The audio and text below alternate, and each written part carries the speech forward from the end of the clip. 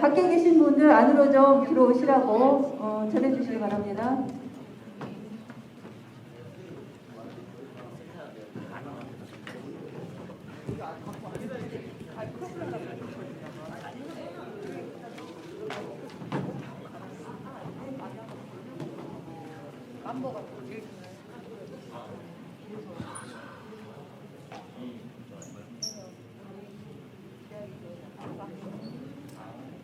네, 2부 순서, 2부 토론회를 시작하도록 하겠습니다. 네, 이 시간에는 지정 토론하고 자유 토론으로 진행이 됩니다. 토론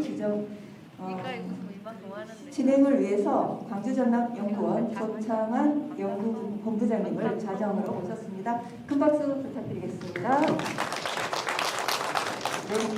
사장님. 그리고 아까 발제해 주신 세 분 함께 자리해 주셨고요. 아까 인사드렸으니까 그리고 나서 전라남도 광주 전남 발전연구원 민원정 지역 공동체 연구실장님 토론자로 모셨습니다. 인사해 주십시오. 네. 그리고 충청남도 마을만들기 지원센터 정석호 센터장님 함께해 주셨습니다. 네, 고창군 공동체 지원센터 이영근 센터장님 토론자를 함께해 주셨습니다. 네, 전남 마을 공동체 만들기 지원센터 노영숙 센터장님이십니다. 네, 이렇게 해서 토론자분까지 함께 소개를 드렸습니다. 조창한 본부장님 토론에 진행해 주시길 부탁드립니다. 예, 여러분 반갑습니다. 저는 방금 소개받은 광주전남연구원의 연구본부장을 맡고 있는 조창관입니다. 우선 제가 여기 한 2시간 50분 전에 왔는데 여러분들 이렇게 세미나를 다 다니면서 이렇게 뜨겁게 열기를 갖고 집중력 있게 이 발표자를 바라보면서 공부하는 이런 청중들을 보면서 굉장히 제가 먼저 존경심 가질 수 있었다. 다른 데 가면 대부분이 뭐 1차적으로 마치고 일단 자료를 다 잊어가는데 이러지 않고 굉장히 많은 분들이 끝까지 자서를 이제 작성하셨고 또 이 시간까지 이렇게 또 나와서 조합토론을 듣고 계시다고 하니 여기 나머지 계신 네 분들의 그런 그 토론들이 상당히 어떤 농촌마을 발전에 상당한 기여할 수 있겠구나라는 생각이 들었습니다. 먼저 우리나라 농촌 마을 분야 최고 전문가이신 한국마을지원센터연합 이필구 이사장님, 또 그리고 마을연구소 일소공소협동조합 부자인 소장님, 한국농촌기연구원 농업농촌연구발전부 성지 부장님의 세 분의 발제를 들으셨습니다. 첫 번째 발제에서 보면 아마 이제 한국마을 지원센터 연합의 이필구 이사장께서는 이 중간 지원 조직의 어떤 필요성과 중요성, 이것에 대한 활성화에 대한 이야기를 좀 언급하셨고, 마을만들소 부자인 소장님께서는 이제 행안부가 지금 지방소멸 대응 기금을 지금 금년부터 약 1조 원 예산을 가지고 지금 현재 약 89개의 소멸위험 기금 대상으로 지금 현재 예산을 분배하고 있는데, 이런 어떤 예산이 바로 이 마을 정책 재생과 연관시키고 또 이런 것들이 중요한 역할을 하지 않겠냐라고 하는 굉장히 중요한 말씀을 언급하셨고, 세 번째 우리 성진 부장님께서는 농업농촌 어떤 그 활성화, 농촌 재생을 위해서 과연 마을 공동체가 어떤 역할을 할 것인가, 해외 사회와 더불어서 거기에 따르는 여러 가지 유형별로의 어떤 과제를 제시해 주신 걸로 알고 있습니다. 이와 같은 이제 발제에 따라서 방금 우리 사회자께서도 네 분의 이제 토론자를 소개해 주셨는데요. 이 네 분들이 각각의 아마 이 자료에 보니까 이제 토론문이 이제 실려 있던데 이를 중심으로 구체적으로 토론을 시작하도록 하겠습니다. 제가 이 자료를 보니까 토론 시간이 5시 반까지로 되어 있습니다. 이게 지정 토론은 한 40분 정도. 그 다음에 플로어에 있는 이 오늘 참석하신 분들의 질문과 자유 토론 시간이 약 50분 되어 있는데 굉장히 1시간 반이면 굉장히 많은 시간입니다. 그래서 혹시 네 분의 지정 토론이 끝난 후에 바로 이 프로에 계신 분들의 의문사항이라든가 또는 뭐 여러 가지 질문사항에 대해서 질문을 받도록 하겠습니다. 만약에 질문이 없으시면 사회자 직권으로 정리를 하고 이 심포지엄을 마치도록 그렇게 하도록 하겠습니다. 대신에 시간은 5시 반인데 이게 넘어질 수도 있지만 되도록이면 주어진 시간 안에 끝내도록 그렇게 최선을 다해서 심포지엄을 진행하도록 하겠습니다. 그럼 먼저 첫 번째로 광주연남 연구원의 민현정 지역공동체 연구시장님의 토론을 듣도록 하겠습니다. 네, 반갑습니다. 방금 소개받은 지역공동체 연구실장을 맡고 있는 민현정이라고 합니다. 저희 광주전남연구원은 광주광역시와 전라남도의 정책 연구기관입니다. 오늘 사장을 맡고 계신 본부장님과 함께 저랑 왔는데요. 저희 오늘 이 그 마을 공동체와 관련된 좀 논의들을 쭉 보면서 저희가 최근에 가장 관심을 가지고 저희 지역 공동체 시에서 수행하고 있는 여러 과제들이 오늘 주제하고 맞닿아 있는 내용들이 굉장히 많았습니다. 그래서 오늘은 지금 전국에서 오신 마을 현장에서 누구보다 열심히 지역의 변화, 또 주민의 삶의 질을 개선하기 위해서 노력하고 계신 활동가분들하고 전남에서 고민하고 있는 지점들을 좀 전달을 해드리면서 저는 이제 정책연구기관에 있다 보니까 다부처 사업이 나오고 있는 것처럼 마을을 둘러싼 어떤 접촉면들이 굉장히 많아졌습니다. 그래서 저희가 디테일한 정책으로 가면 갈수록 고려해야 될 사항들이 굉장히 많아졌고 그러면서 이제 저희가 협치라는 단어가 나왔잖아요. 그래서 민관 협치만 우리가 거버넌스 차원에서 이야기를 했었지만 이런 그 거버넌스가 잘 작동하기 위해서는 더 들여다보면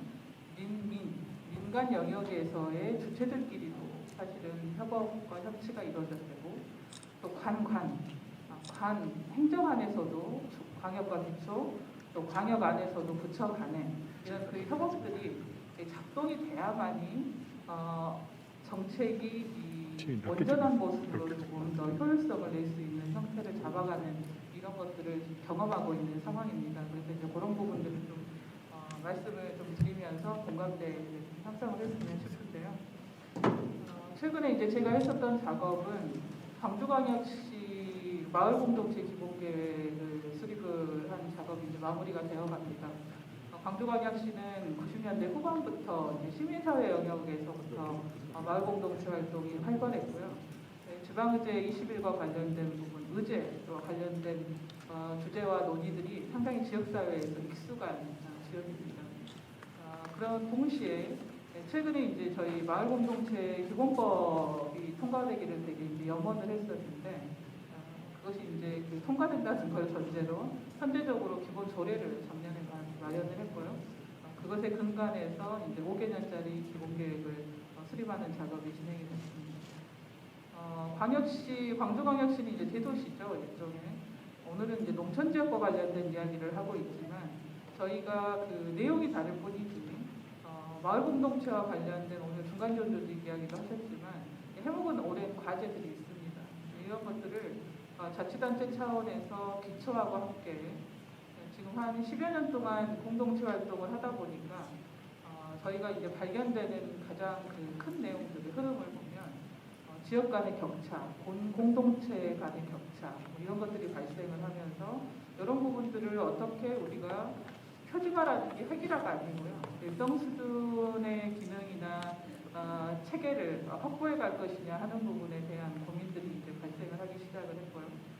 그리고 이제 여기 계신 분들, 활동가분들 많이 계시지만 중간지원 조직을 비롯해서 올해 활동했었던 활동가분들이 활동하는 주기를 볼 때 저희가 3년에서 5년을 넘지 못하는 이런 상황이 발생을 하고 있어요. 그래서 활동가가 경험이 쌓이고 수요 영역이 많아질수록 교육을 통해서 충전을 하면서 전문성을 갖는 영역에 대한 요구가 굉장히 많아지고 있고 그래서 교육 체계가 훨씬 더 전문화되고 우리가 이제 대학 과정까지 생각할 수 있을 만큼의 어떤 그 고민들이 필요한 이런 시점에 있고 다른 한편으로는 자원봉사 영역하고 특히 지금 최근에 사회적 가치와 관련된 부분하고도 이렇게 믹스가 되는 건데 자원봉사 영역 이외의 전문성을 발휘하는 영역에 있어서의 경력 인정과 보상에 대한 문제가 지금 계속 저희가 해묵은 과제입니다. 그래서 이런 부분들을 어떻게 저희가 합의를 해나가면서 정책화 시켜갈 것이냐 하는 부분에 대한 고민들을 쭉 하면서 기본계획을 수립을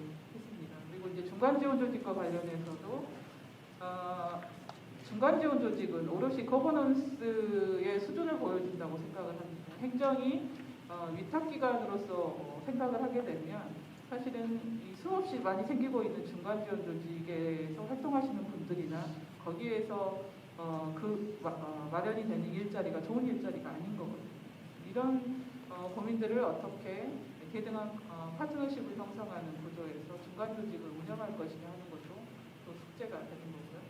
그리고 이제 지원 체계와 관련해서도 저희가 자원조사라든가 이런 걸 통해서 최대한 있는 자원들을 매칭해서 일종의 마을 생태계를 원활하게 구성하는 관계망들을 구축하는 이런 고민들, 고도화시키는 고민들, 또 지금 굉장히 나열식으로 많이 지원이 되고 있는 보조금 방식의 사업들을 어떻게 통폐합해서 주민주도, 자치력을 키울 수 있는 형태로 전환할 것이냐 하는 그런 부분의 고민들. 그래서 굉장히 이 기본계획을 수립하면서 어려움이 많았습니다. 자, 그런데 공통적인 숙제가 있는가 하면 전남을 이제 이어서 올 하반기에는 계획을 수립을 할 건데요. 전남의 현실을 보면 최근에 저희 연구원이 특히 역점을 두고 진행하고 있는 작업이 지방소멸과 관련된 인구정책 부분입니다. 지방소멸 대응기금과 관련해서 광역개정 작업을 저희가 수립을 하고 전남이 경북과 함께 가장 많은 지역이 위기지역으로 선정이 됐습니다. 그래서 4개의 시군과 지금 도청이 소재하고 있는 무안군이 제외가 되면서 16개 군이 위기지역으로 선정이 돼서 저희가 16개 지역의 지방소멸 대응기금 계획과 관련된 부분을 지난 몇 달 동안 컨설팅도 같이 하고 그러면서 이제 지역의 지속 가능성과 건강한 인구구조 회복을 위한 부분, 그리고 우리가 가진 것들을 다시 한번 회계를 통해서 짚어보면서 지역 가치를 재창출할 수 있는 부분이 무엇인지, 반드시 또 지역의 지속 가능성을 위해서 가져가야 되는 부분은 무엇인지, 이런 것들을 같이 이제 짚어보는 작업이었음에도 초창기에 이 대응기금과 관련된 준비기간이라든가 계획서를 수립하는 기간이 너무 짧아서 또 특히나 경쟁 방식에 의한 계획서를 중앙에서 지금 요구를 했었기 때문에 저희가 개발 위주의 어떤 사업 계획이나 이런 부분들을 크게 수기를 하면서 저희가 지역 현실을 논의하기에는 숨가쁜 시간이었다는 생각이 듭니다. 그래서 22년, 23년 계획이 이렇게 진행이 된 다음에 지금 인구 감소 지역 지원에 관한 특별법이 만들어졌고 행안부에서 지금 시행령 작업을 하고 있습니다. 그래서 이 과정에서 향후 나머지 이제 8년 동안의 기간 동안에는 지역 상황을 특히 농촌의 과소마을, 한계마을과 관련된 부분을 직시하고 이 직시한 상황 속에서 인구정책 계획을 세우고 이것이 다시 광역단위에서 이제 올라오면서 지역이 건강한 인구 구조를 가져가면서도 기본적인 생활이 유지가 될 수 있는 형태로 가되 이것을 가장 기본적으로 담보할 수 있는 단위가 우리 마을이 아닌가라는 생각이 들어서요.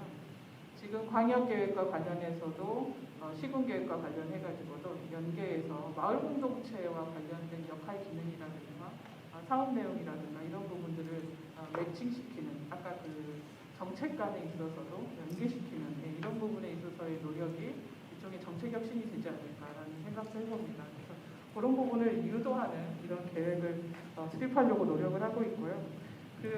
제가 모두에 말씀드린 내용이 이제 토론문은 굉장히 개괄적으로 좀 정리가 되어 있는데요. 60페이지 보시면 일종의 마을 공동체와 관련된 여러 부서의 사업들을 통해서 발굴된 이런 자원들을 연계시켜서 우리가 하나의 촘촘한 안전망을 만들어가는 것이 우리 삶의 질을 보장하는 부분이 굉장히 중요하더라. 그래서 복지라든가 재생이라든가 이런 부분과 이제 연계된 부분에서 이런 거점과 관계 활동과 주체와 관련된 부분들을 저희가 좀 각자 지역의 현실에 맞춰서 구체화시키는 작업이 필요하지 않을까라는 생각이고요.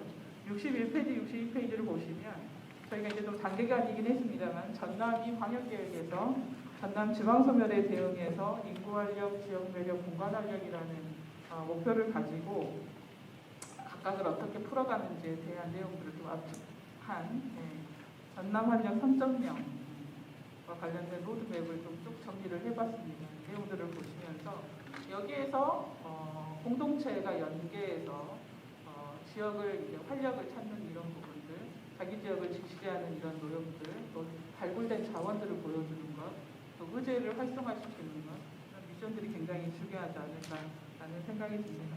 네, 이상 마치겠습니다. 예, 고맙습니다.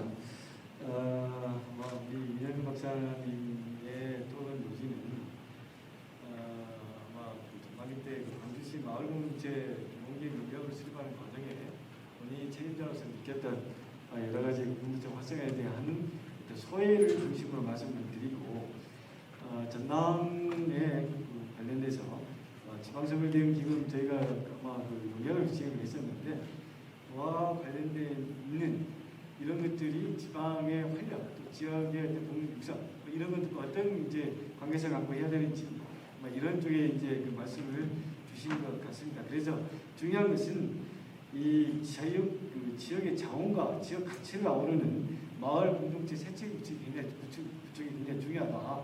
이런 것들이 나중에 마을 자체 마을 공동체를 육성하는데 상당한 큰 기반이 되지 않겠냐 이런 이야기를 하신 것 같습니다. 예, 고맙습니다.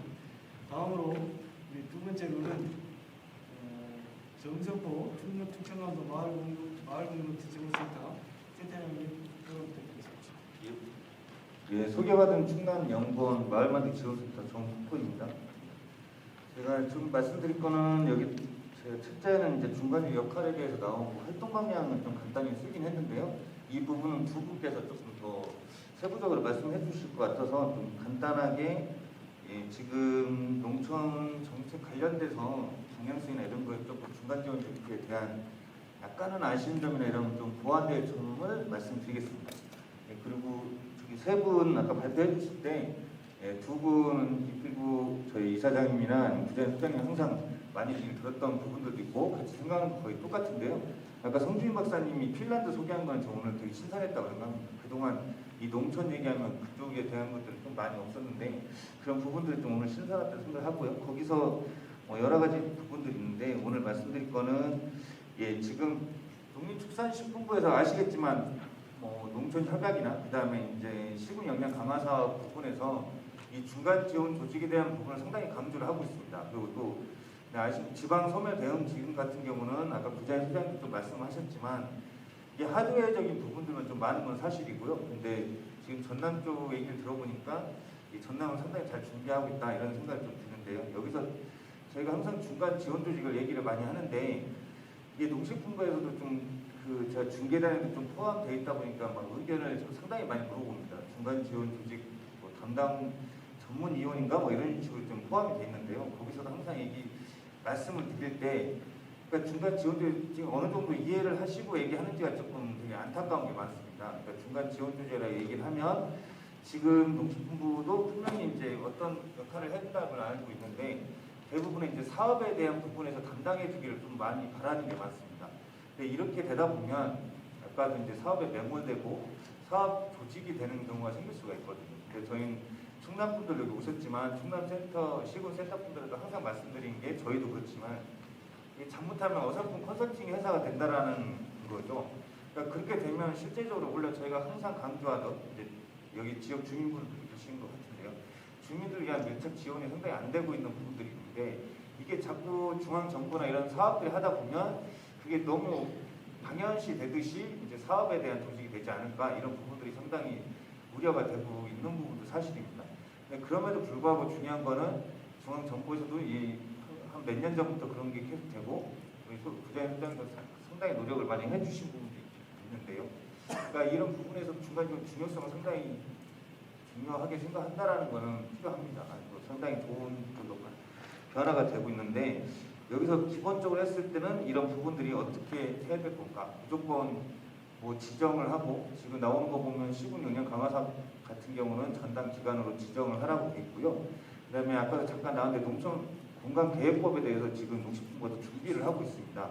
그러니까 이 부분에는 농촌 협약과 그동안 일반 농산촌 개발 사업 전체가 다 포함되는 공간 계획이거든요. 여기서도 전담 기관에 대한 지원에 대한 게 있습니다.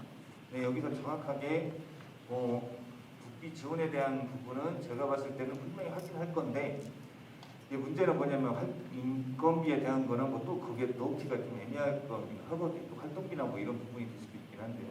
그러니까 이런 부분보다는 정확하게 좀 얘기를 해줬으면 좋겠다는 생각이 드는데, 그렇게 돼야 이 중간 지원율 역할에 그 어떤 역할을 할지, 그다음에 농촌 공간계획이나 뭐 농촌 협약에서도 항상 뭐 중간 지원율 역할을 상당히 강조하는데, 정확하게 어떤 역할을 해야 될지 좀 안 되는 부분이 있습니다. 이렇게 되면 시군에서도는 특히나 시군센터들은 활동하기에 상당히 어려운 점들이 많이 있거든요. 그러니까 이런 부분들을 조금 계속 바꿔 나가야 되는 게 필요하다고 생각하고요. 그런 부분을 위해서 오늘 같은 자리들이나 여기서도 좀 원래는 농식품부 담당들하고 좀 얘기를 해서 오늘 참석을 좀 얘기를 했었는데 이게 좀 안 된 것도 좀 아쉽긴 합니다. 그래서 다음 기회라도 이렇게 좀 계속 얘기를 하면서 우리의 그 현장 얘기들을 그분들한테도 많이 해서 좀 많이 바꿨으면 좋겠다는 생각으로 마무리하겠습니다. 이상입니다. 예, 고맙습니다. 우리 지원센터장님은 이 중간 조직 기능에 대한 여러 가지 이제 현장에서 본인이 활동하시면서 느꼈던 이런 부분들 말씀을 주셨습니다. 아마 이제 이 밀착 지원이 가능하도록 중간 지원 조직이 정확한 역할을 제시해야 되겠냐, 수요자 중심의 그때 역할을 해야 되는데 실질적으로 뭐 중간중간에 컨택팅 역할을 하지 않는 굉장히 어떤 본원적인 컨택팅 역할보다는 굉장히 이제 어떤 그 아웃사이더 역할 정도의 어떤 역할을 제시해주는데 아마 구체적인 어떤 이런 내용들은 지금 책자에가 아마 그 구체적으로 되어 있기 때문에 그 책자를 좀 참조해 주시면 고맙겠습니다. 세 번째로 이영근 고창군 공동체 지원센터 소장님 토론 부탁드리겠습니다. 예, 반갑습니다. 그 앞선 발제하신 분들과 토론하신 분들은 큰 틀에서 그 방향과 또 역할을 강조를 하셨는데요. 저는 좀 더 구체적이고 좀 직설적으로 표현을 하겠습니다. 제가 이 발언을 할 때 좀 부적절한 표현이 좀 강한 표현이 들어갈 수도 있는데 좀 양해 말씀을 드리고요. 네, 우리가 하고 있는 일은 대부분 다 알 겁니다. 이 중간지원 조직에서 계시는 분들은 알 건데 안 계시는 분들은 좀 중간지원 조직 뭐냐 이렇게 하실 건데 저희는 저희 고창 공동체 지원센터를 예를 들면은 저희는 공동체를 활성화시켜서 마을이 살기 좋은 마을, 살고 싶은 마을을 만들기 위해서 그런 지원을 하고 있습니다. 전에는 경제공동체, 그러니까 노동을 위한 공동체가 농촌 마을에서는 그게 주를 이루었다고 하면 지금은 어떻게 즐겁게 재밌게 살 수 있는가, 하루를 살더라도 즐겁고 재밌게 살 수 있는 마을 사람들끼리 소통하면서 재밌게 살 수 있는 그런 공동체를 만들기 위한 공동체성 회복을 좀 주로 지원을 하고 있습니다. 지금 그 마을 소멸 문제가 계속해서 지금 앞서 나왔는데요. 지금 현재 저희 고창을 예를 들자면 6개의 과제에 대해서 10년 동안 616억을 이렇게 계획을 하고 있더라고요. 그런데 그 계획 단계에서 과연 고창뿐만이 아니라 다른 전국 다 마찬가지라고 생각합니다. 지금 지역 소멸 위험 지역이 된 원인이 지역의 불균형한 투자와 그 다음에 잘못된 제도, 정책, 그다음 실행 과정이 있었던 것들입니다. 그것을 행한 부분들이 행정에 있었습니다. 그런데 지금 농촌 소멸 대응을 위한 기금을 사용하는 것이 계획을 행정에서 일방적으로 세우고 있습니다. 주민들한테 공청회까지는 아니더라도 공론화를 시켜서 과연 여기에 우리 지역에 무엇 때문에 소멸이 됐고 뭐가 있어야만이 이 지역 소멸에서 탈출할 것인가에 대한 논의 과정 한 번 없이 그런 식으로 진행되고 있습니다. 정말 안타깝게 생각하고 있고요. 정말 그 행정에서 보는 시각, 생각들은 사업적 마인드, 경제사업적인 논리로서 접근을 해서 사업계획을 세운 것 같더라고요. 보니까 굉장히 안타깝습니다. 그래서 이 부분들은 앞으로 만약에 이 지역소멸 문제가 나왔을 때 같은 자리에 참여하실 기회가 있다고 하면 적극적으로 피력을 해주셨으면 감사하겠습니다. 그래서 지역 소멸을 우리 마을 소멸을 막기 위해서는 지금 그 전에도 계속 마을 사업을 진행해 왔을 때 하향식이었죠. 그러다가 더군다나 마을 리더가 하고 싶은 사업들을 대부분 해왔습니다. 그러다 보니까 마을에서 외면을 많이 했죠. 사업을 끝나도 욕먹고요. 지금 저희가 추진하고 있는 것은 마을 리더가 하고 싶은 사업이 아니라 정말 마을에 필요하고 마을 사람들이 참여할 수 있는, 참여하지 않는다 하면 그것도 또 엉뚱하게 결과가 나올 것 같습니다. 마을 사람이 참여하는 사업들을 지원을 하고 있습니다. 그렇게 해서 외부 사람들, 우리의 자녀들이라든가 친척들이 우리 마을에 왔을 때 정말 이 마을은 살기 좋은 마을이야. 나도 여기서 도시 생활을 마치면은 여기 와서 들어와서 살고 싶어. 그런 마음이 들 수 있도록 그런 마을을 가꾸는데 저희가 지원을 하고 있습니다. 그럼 중간 지원 조직은 어떤 일을 해야 할까 계속 고민을 하고 있는데요. 중간 지원 조직도 몇 년 하다 보면 행정과 똑같은 그런 행정을 닮아가는 것 같아요. 우리가 하고 싶은 일을 하는 것 같은 이런 느낌이 들 때도 있거든요. 정말 그 마을에 가서 우리 지역 전체를 다 살펴보고 했는가. 이것을 우리도 항상 경계해야 되고 경각을 가져야 되고 항상 뒤돌아봐야 된다는 겁니다. 마을 리더가 하고 싶은 마을 사업이 해서 실패했다시피 우리 중간 지원 조직이 하고 싶다고 해서 하는 마을 사업, 이것은 굉장히 경계해야 할 부분이다. 그래서 우리 중간 지원 조직들은 계속해서 역량을 강화해야 된다고 합니다. 그리고 살아남기 위해서는 어중간한 사람, 어중간한 중간 지원 조직이 아닌 각 분야별로 한 센터에서 각 분야별로 전문적인 한 분야를 역량을 갖춰야 된다는 겁니다.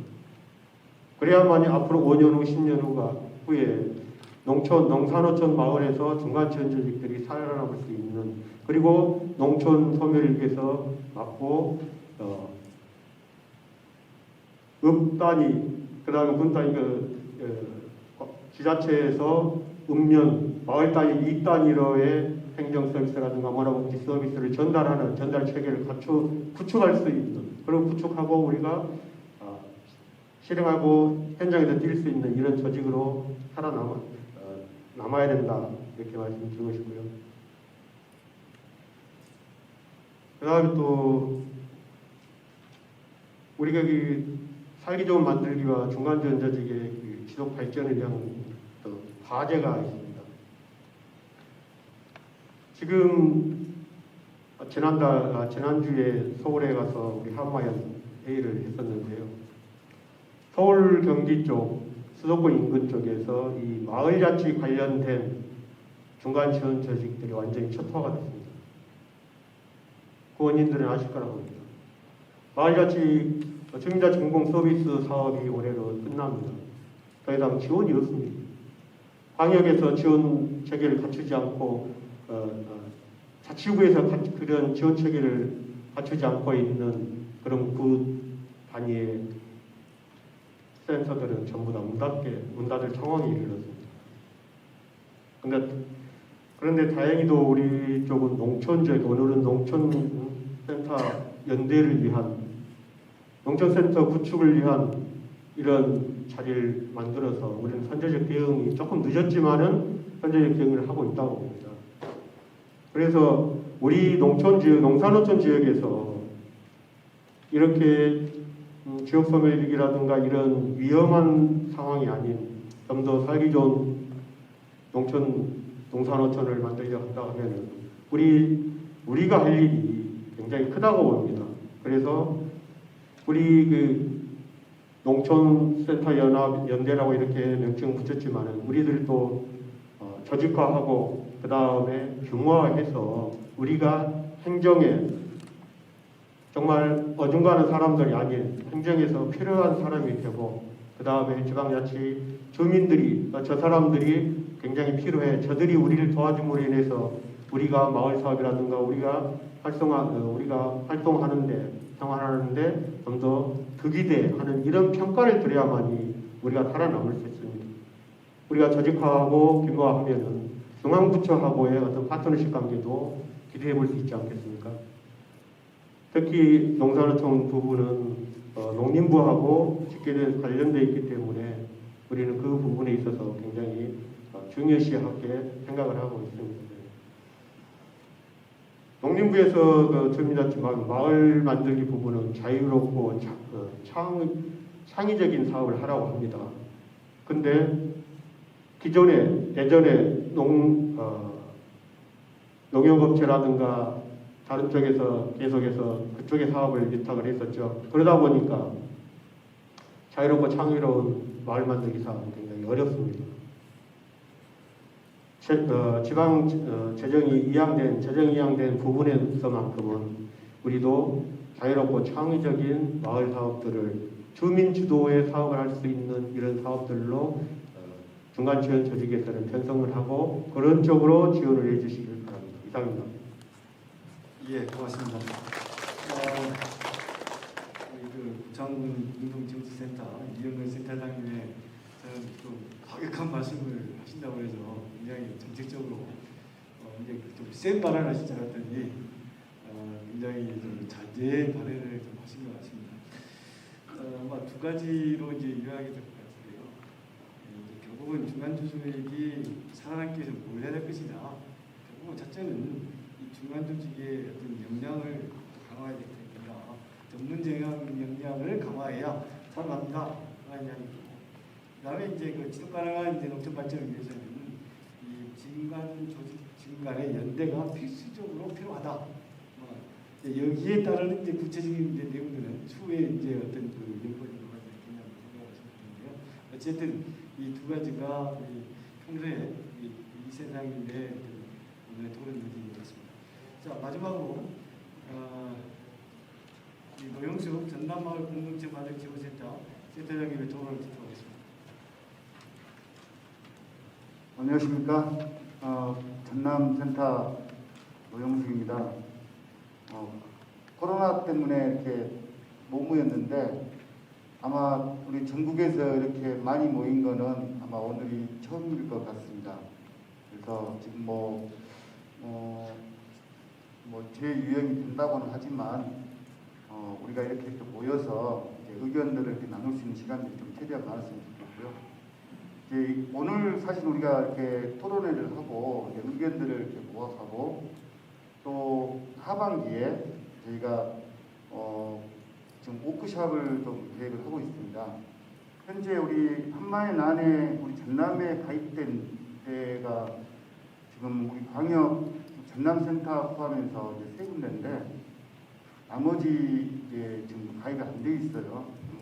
근데 이 가입이 안 돼 있다 하더라도 우리 농촌센터 안에서 같이 이렇게 활동할 수 있도록 우리 한마연 그 내에 좀 의견들을 좀 나눴거든요. 그래서 하반기에도 좀 같이 참석을 한번 해주셨으면 좀 좋겠다는 생각이 듭니다.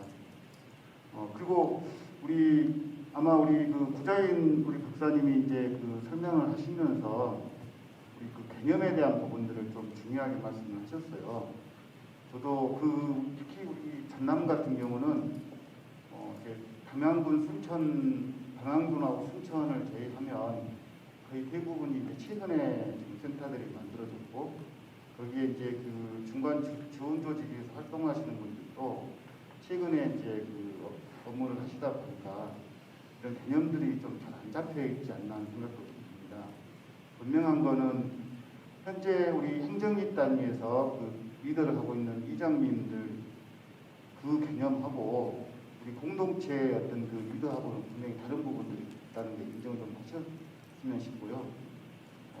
분명 우리 지금 계속해서 지방 소멸, 농촌 소멸 이야기를 하고 있는데 과연 뭐가 소멸되는가 한번 우리 생각해 볼 필요 있지 않겠어요? 우리 환경이 소멸이 되겠나요? 아니면 그 지역이 소멸이 되겠습니까? 솔직히 말씀드리면 저는 이제 사람이 사라진다고 보거든요. 그러면 우리가 사람을 어떻게 우리가 안에서 관리되고 육성할 수 있을까 하는 생각들을 좀 한번 해봤습니다. 내부에서 안 되면 이제 외부에라도 유치를 해야 되는 이런 부분들도 있을 거고 그런 면에서 본다면 실제 우리 농촌 지역에 살 수 있는 부분들은 우리 농촌에 지금 이루어지고 있는 각종 그 개발 사업들하고 연계할 수밖에 없지 않는가 이런 생각들을 좀 해봤습니다. 그러다 보면 결국은 현재 우리 마을 공동체가 가지고 있는 사업 하나만 가지고는 부족하다라는 거고, 또 우리 지금 최근에 만들어져서 마을 공동체 이 사업에 대한 개념도 잘 못 잡고 있지만, 어찌됐든 우리가 좀 더 노력을 하고 학습을 좀 하더라도 좀 더 공부를 해서 우리 마을 공동체하고 연관되는 각종 지역에서 요구되는 사업들, 이런 사업에 대한 체계를 한번 잡아봐야 되지 않을까 좀 생각을 합니다. 제가 특히 우리 전남에 이렇게 보니까, 우리 전남에 현재 지금 14개 우리 그 시군센터가 있는데, 이탁하고, 그러니까 직영하는 데하고 또 이탁하는 데하고 반반 정도 되는 것 같아요. 그리고 이탁하는 데를 보니까 특히 우리 고성이나 장흥 같은 경우는 특히 우리 농촌협약사업이나 우리 그 역량강화 사업들을, 그다음에 농촌 종합개발 사업이나 신활력 사업들을 같이 이렇게 추진하고 있는 부분도 좀 있어요. 그런 데들은 아마 지금 오늘 장흥이나 아마 고성 화순 이쪽에 계신 분들은 오늘 토론의 내용들이 아마 잘 이해가 좀 됐을 것이고, 또 그렇지 않은 분들은 오늘 토론의 내용들이 굉장히 어려웠을 거라고 저는 생각을 해요. 그거는 뭐냐면 어찌 보면 처음 접해보는 우리 전남의 센터들도 좀 있을 것이고, 마찬가지 우리 이제 김해 우리 경상남도 이렇게 오신 분들도 대부분 아마 농촌 협약 사업하고 공동체 사업을 같이 하는 걸로 제가 알고 있고, 저기 충남이나 우리 그 전북 같은 경우는 정말 우리 공동체 우리 사업을 이렇게 좀 마중물로 해서 각종 그 농촌에서 나오는 지역개발 사업들을 같이 하고 있습니다. 그러니까 예를 들어서 옆에 지금 우리 이영근 센터장님 이제 계시는데, 이영근 센터장님 그 사업 계획서를 한번 제가 봤더니 직원이 한 10명 정도 돼요. 10명이고 사업비가 12억 5천 정도 되더라고요. 근데 거기에 우리 마을 공동체로 지원되는 게 2억 1천만 원에 직원 3명이시죠. 그리고 사회적 경제로 직원 3명에 1억 5천 보조금 있고, 그리고 또 우리 그 지역 역량 강화 사업으로 4명, 2명 해가지고 3억 5천, 3억 5천. 또 있죠. 보니까 한 10가지 정도 해서 이렇게 사업을 하시는데, 분명 이름은 이제 마을 공동체로 시작을 해서 그런 사업들을 하나하나 이제 같이 하고 있어요. 그러다 보니까 직원들에 대한 처우나 아니면 그 직원들에 대한 역량도 굉장히 좀 뛰어난 것 같고, 그리고 지역 안에서 굉장히 자리를 잘 잡고 있다, 이런 느낌들을 좀 받았습니다. 그래서 이제 저희는 우리 전남도 우리 이제 충남이나 우리 그 전북의 사례들을 좀 잘 살펴볼 필요는 있다, 이렇게 생각을 합니다. 단지 어떤 게 옳다 그러다라는 표현은 우리가 안 했으면 좋겠다는 좀 생각이 들어요. 어떤 게 맞는지는 사실 저도 확신을 갖지는 않습니다. 왜냐하면 우리 앞에 우리 발제하신 분들 좀 이렇게 우리 구자인 소장님이나 성주인 박사님 말씀하셨지만, 사실 돈이 없어서 우리 농촌에 사업을 못하는 건 아니거든요. 사람이 없어서 못하는 거지. 그렇다면 이 사람들을 우리가 어떻게 잘 융합해서 우리 농촌에 뭔가를 만들어 갈 것인가, 우리가 한번 힘을 모아야 되지 않겠는가, 이런 생각들을 한번 해봅니다. 그래서 오늘 사실 이제 지정토론 제가 마지막인데, 여기 계신 분들이 좀 지금까지 고민하셨던 분들을 잘 좀 정리를 하셔가지고, 특히 이제 오늘 참석하신 우리 이필구 회장님이나 우리 구자인 박사님이나 성주인 박사님, 사실 굉장히 모시기 어려우신 분들이고 같이 이런 자리에서 대화하기 굉장히 어려운 분들이거든요. 그래서 이분들의 어떤 노하우들을 여러분들을 생각하고 잘 접목시켜서 여러분들이 앞으로 사업하는 데 좀 많은 도움이 됐으면 하는 바람입니다. 이상입니다. 예, 우리 조영숙 센터장님께서 토론을 하라고 했더니 이 심포지움 홍보를 열심히 하셔가지고 제가 뭐 특히 뭐 이렇게 정리할 내용은 없습니다만 아무튼 그 중에서도 조금 더 우리가 관심 있게 이렇게 봐야 될 것들이 이런 이제 지역의 마을 공동체 사업들이 활성화되기 위해서는 지금 이제 여러 가지 노전 지역의 인복합 사업들이 굉장히 많이 전개되고 있는데 이런 사업들과의 연계, 뭐 관계 개선 이런 데 필요하지 않겠냐 이런 말씀을 해주셨습니다. 제가 그 모두에 토론분들에게 시간을 제시는 하지 않았습니다. 왜냐하면 이제 잘 알아서 해줄 거 아니고 그런데 제 생각보다 시간이 상당히 조금 더 절약이 됐기 때문에 사회자 집권으로 우선 미국의 지정 토론이 있었기 때문에 지정 토론에 대한 세 분의 발제자의 답변을 듣고 혹시 이 프로그램에서 여러분 같은 이제 뭐 의문사항 상황이라든가 또 혹시 여러분들이 외로장에 있는 점에 대해서 질문을 받든 아니면 여러분들의 어떤 요구사항에 대한 어떤 뭐 이걸 같이 하시든 프로의 어떤 Q&A를 받도록 이렇게 하겠습니다. 우선 우리 그 첫 번째 발제를 해주셨던 이표부 이사님께 지금 자꾸 이제 중간 공동체에 대한 활성화에 대해서 굉장히 원론적인 이야기를 하셨는데 혹시 이제 보시기에 이게 더 붙여서 구체적인 어떤 내용이 있으신지 간략하게 좀 말씀을 해주시면 고맙겠고요. 우리 부자연 목사님께서는 우리 지방선을 지금 대응기금과 관련해가지고 제목도 이게 이제 지방 어떤 공무집성과 연결된다 그런 내용에서도 여러 가지 이제 제안을 해주셨는데 그 중에서 또 가장 핵심적인 내용이 어떤 것인지 뭐 이런 것들에 대해서 좀 간략하게 설명을 부탁드리고 그다음에 우리 그 성김 목사님께는 여러분들이 해외 사회를 듣기가 굉장히 쉽지가 않기 때문에 지금 이제 저도 노회에서 사례를 오늘 굉장히 처음 들었습니다만 혹시 이런 신선한 내용들이 우리에게 주변에 시사점이 뭐가 있는 것인지 이런 쪽에서 간략하게 좀 말씀을 듣고 혹시 프로에 질문이 있으면 질문을 받도록 하겠습니다. 네, 제가 사실 굉장히 경계하는 말 중에 하나가 물 들어올 때 노젓자라고 하는 이야기입니다. 그러니까 뭐 서울도 마찬가지고 그 많은 지방자치단체들이 마을 정책과 관련해서 상당 부분 예산과 인력과 여러 가지 부분들을 투여하는 과정들이 있었는데요. 그 과정에서 이제 저희 중간지원 조직도 마찬가지로 열심히 노를 잘 저어서 많은 사업들을 발굴해내고 주민 사업들을 확산해낸 게 사실이긴 하지만 결과치는 결국 사람이 남았느냐라고 하는 문제는 저희들에게 숙제로 남아있는 문제입니다. 결국 속도의 문제가 아니라 방향의 문제라고 늘 많은 분들이 이야기하시는 것처럼 지금 농촌 협약을 포함한 다양한 농촌 정책들 지방 소멸도 저는 약간의 화상이 있다라고 보지만 아무튼 지방 소멸과 관련해서 대응해야 되는 이제 국가 정책들 이런 것들이 막 물밀듯이 들어온다는 느낌 그리고 많은 것들이 만들어질 것 같다라는 이게 결국은 노를 열심히 젓기보다는 속도를 좀 조절해야 된다라는 생각이 우선 있고요. 결국 홍성 문당기 마을이 2000년 초반에 알고 계신 대로 21세기 문당기 마을 100년 계획서라고 하는 것을 만드는 과정들이 전 있었다라고 봅니다.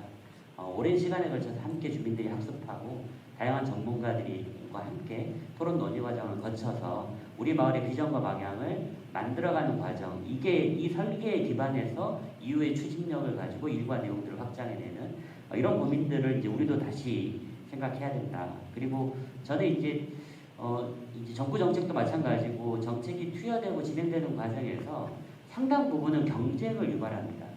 중간지원 조직도 마찬가지로 공동체 사업을 진행하는 과정에서 공동체 간의 경쟁을 촉진시키는 역할을 저는 하고 있다고 보거든요. 지방자치단체 간의 경쟁은 국가는 강화시킵니다. 그런데 이 마을공동체 사업이나 이 공동체 지향의 사업들은 경쟁도 굉장히 중요한 기반이긴 하지만 더 중요한 건 협력의 기반이 훨씬 더 중요하죠. 지방자치단체 간의 협력은 어떻게 가능한가? 지금 저는 상상력 발휘해야 될 때라고 봅니다. 예를 들자면 덴마크 같은 나라가 많이 알려져 있는 애프터 스쿨레라고 하는 일정 정도 중학교에서 고등학교 진행하는 과정에서 1년 정도는 쉬었다가도 괜찮아라고 하는 프로세스가 있는 거죠. 그래서 덴마크 애프터 스쿨레의 이제 슬로건 같은 경우가 우리에게 당신의 1년을 주신다면 그 1년을 우리가 받아서 당신에게 평생을 선물하겠다는 슬로건이 있습니다. 예를 들자면 전남을 포함한 경상권 그리고 충남권에서 덴마크의 450개가 넘는 애프터 스쿨레 같은 것들을 지자체 간에 예를 들자면 대표 애프터 스쿨레들을 개발해내고 그것을 농산어촌에 기반해서 진행하게 된다면 최소한 한 7, 80개 정도의 애프터스쿨레가 운영되는 과정이라고 한다면 도시 아이들이 좀 올 수 있다라고 생각합니다. 그러니까 방식과 내용들이 아까 제가 말씀드린 대로 공동체 간의 경쟁도 되게 중요하고 그리고 서로 간의 사업을 좋은 사업들을 발굴해내는 것도 중요하긴 하지만 여하튼 서로가 머리를 맞대고 행정점을 만들어서 공통의 사업들을 확장해내는 노력들 그런 기획이 지금은 필요한 시점이라 그리고 뭐 너무나 잘 아시겠지만 전 세계적으로 지금 안보와 관련해서 핵심이 에너지와 식량입니다. 우리나라의 가장 취약점입니다. 에너지와 식량이라고 하는 이 두 가지 부분들이 확보가 안 된 상황에서 성장 동력이라고 하는 게 가능한 거냐라고 하는 근본적인 질문을 하고 있습니다. 식량 문제 어떻게 해결할 거냐.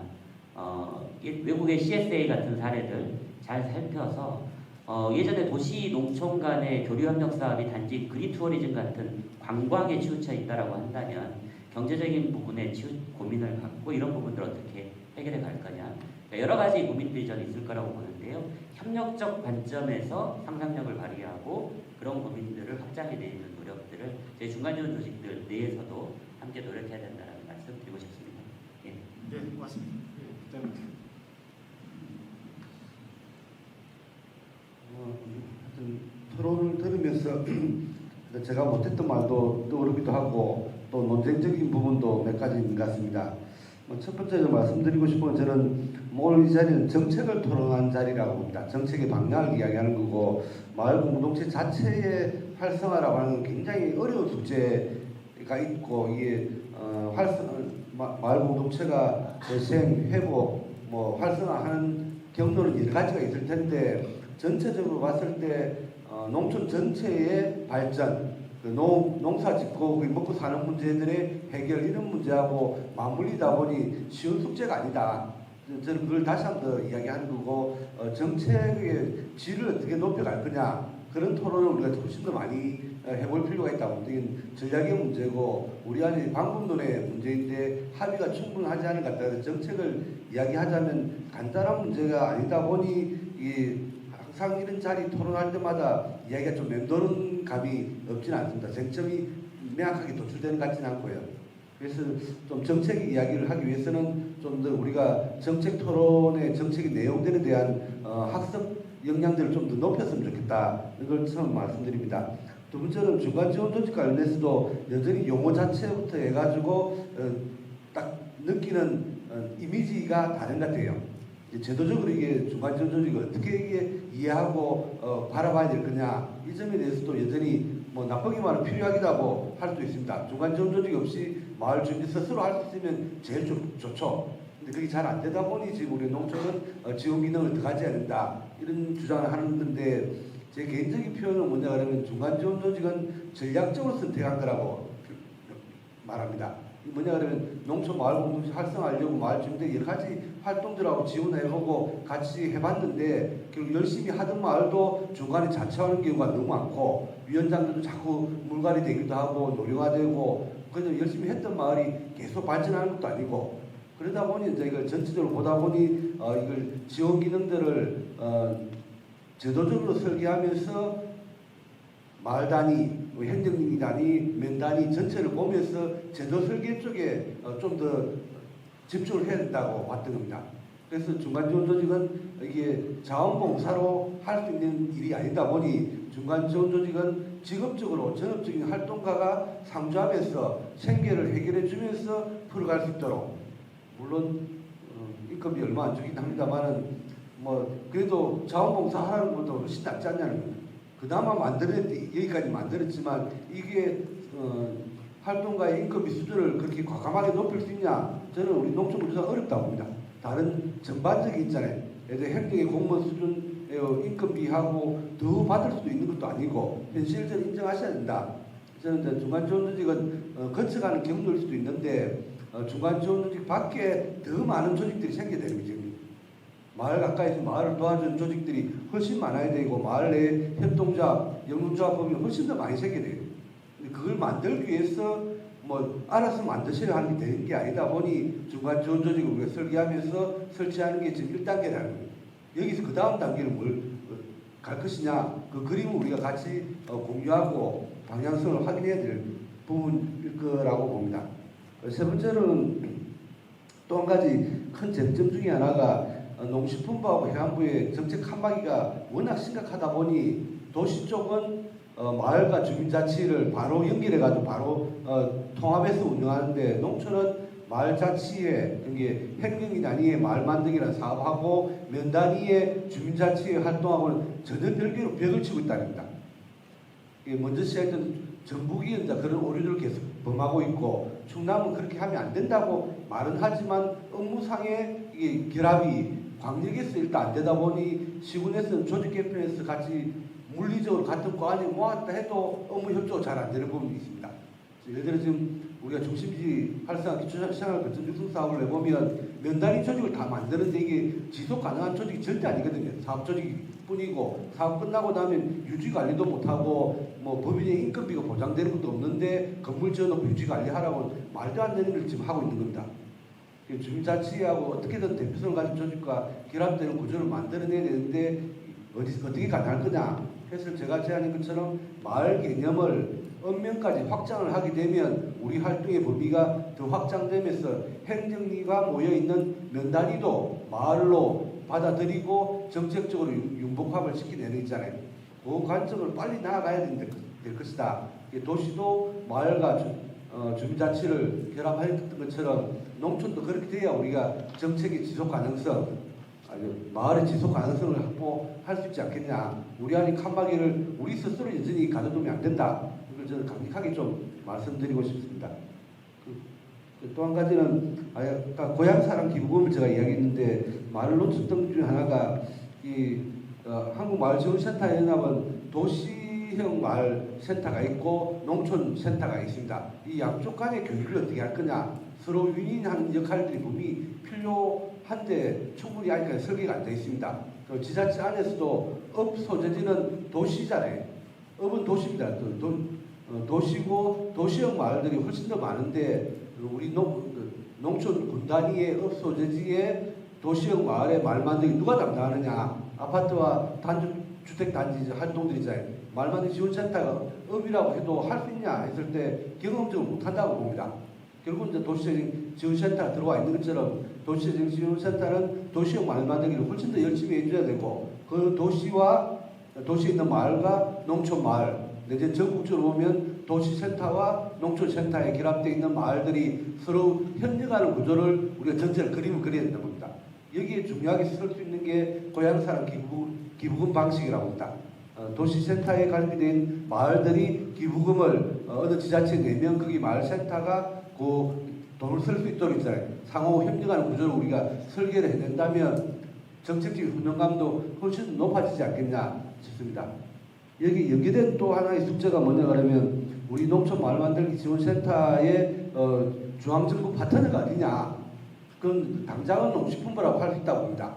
저는 농식품부에 줄 서는 조직을 만들면 우리 절대 안 된다. 제 주장입니다. 왜냐하면 우리가 사단법인 체험휴양마을협의회 보시잖아요. 농식품부에 딱 줄 서는 조직이 되다 보니 가벌관계가 바로 성립하는 겁니다. 우리 농촌마을센터는 어차피 우리 융복합하자는 맥락에서 보자면 농식품부 단독이 아니라 중앙부처 여러 부처에 걸쳐 있잖아요. 조정위원회는 거기에 권위를 세워야 되는 거지 특정 부처의 파트너로만 딱 국한되는 조직을 만들면 우리가 얼질당하기 굉장히 쉽다. 저는 그런 주장입니다. 그래서 한국마을지원센터 연합은 그러면서 도농복합형의 센터 현칙을 가지고 있는데 농촌 마을센터 연대 같은 경우가 농식품부의 정책 파트너로 분명히 역할을 하긴 해야 되지만 농식품부로 국한되는 방식으로 하게 되면 저는 굉장히 오히려 역공을 당하기도 쉽고 바람직하지 않은 결과가 나올 수도 있다고 생각합니다. 그 기초지자체 안에서도 마찬가지일 수 있다고 생각됩니다. 마지막으로 아까 질문하신 농촌 지방소멸 대응 기금 사업은 저는 제일 큰 오류가 지방소멸 대응 인구 소멸 대상을 시군 단위로 정했다는 겁니다. 예를 들어 똑같은 군 단위 안에서도 업은 인구를 계속 유지합니다. 왜 어떻게 유지하냐? 면 단위 인구를 흡수해가지고 업 인구를 유지하는 거죠. 이게 면 단위 인구는 계속 줄어드는데 전체 인구는 유지되는 경우도 있습니다. 그래서 저는 이게 시군 단위가 아니라 읍면 단위로 쪼개가지고 인구 소멸 지수를 개발하고 지정을 했어야 되고, 그래서 농촌 면 단위에 훨씬 더 많은 지원이 돼야 될 것이다. 그래야 현장에 밀착된 사업들이 되는 거고 읍소재지의 사업이 투자되는 걸 막을 수 있지 않겠냐 그 봅니다. 지금 제도 설계 문제에 있어가지고 이 바꾸는 것은 간단한 숙제는 아닐 겁니다. 대통령 위에 기재부가 있는 나라에서 기재부 설득이 가능할까에 대한 현실적인 무력감도 있기도 하고, 기재부가 못하게 했던 일을 누가 어떻게 가능할 거냐, 뭐 쉽지 않은 숙제인데 저 입장에서는 이 지방소멸대기업 사업이 너무 아까운 사업이고, 뭐 올해 내년 사업은 기급하게 만들어졌지만 뭐 의뢰 행정이 사전 방식으로 뭐 그렇게 급조해가지고 용의사 줘가지고 계획서 만드는 게 경우죠. 근데 뭐 그렇다 해가지고 마을센터는 무슨 역할을 했느냐? 뭐 할 기회도 없었겠지만, 참여할 기회도 없었지만 참여했는데도 당장의 업무에 급하게 해가지고 제대로 못했지 않겠나 싶습니다. 우리 내부의 한계도 분명히 있고 좀 더 역량을 우리가 키워가지고 좀 접근했으면 좋겠고, 뭐 중앙정부 제도 설계까지 바꾸는 건 도무지 무리일 것 같지만 시군의 지방소멸 대기업 사업에 어떤 내용을 담을 것이냐, 이것은 올해 이제 지금 평가받으면서 조정을 계속 할 겁니다. 그 과정에도 좀 눈여겨보시고 담당 부서의 자료를 좀 보자고, 담당 팀장님 통해 가지고 행정의 계획서 지금 다 나와 있잖아요. 계획서를 여러분도 구해보시고, 이런 말도 안 되는 계획들이 있냐, 우리가 해봤던 경험들을 반영해가지고 이런 정책 사업을 해봅시다. 제안도 자꾸 하고 토론하고, 그러면 올해 내년 사업은 크게 손을 못 보더라도 내후년 사업부터는 사업 자체로는 충분히 개입할 수 있다고 봅니다. 다만 제도 설계를 바꾸는 것은 만만치 않겠다라는 우려를 해봅니다.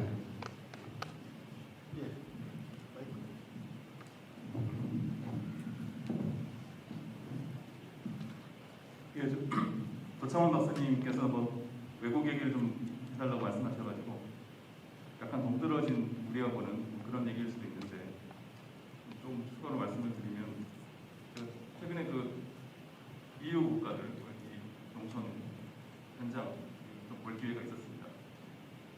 우리하고 많이 다르다고 느껴지는 점들이 있는데,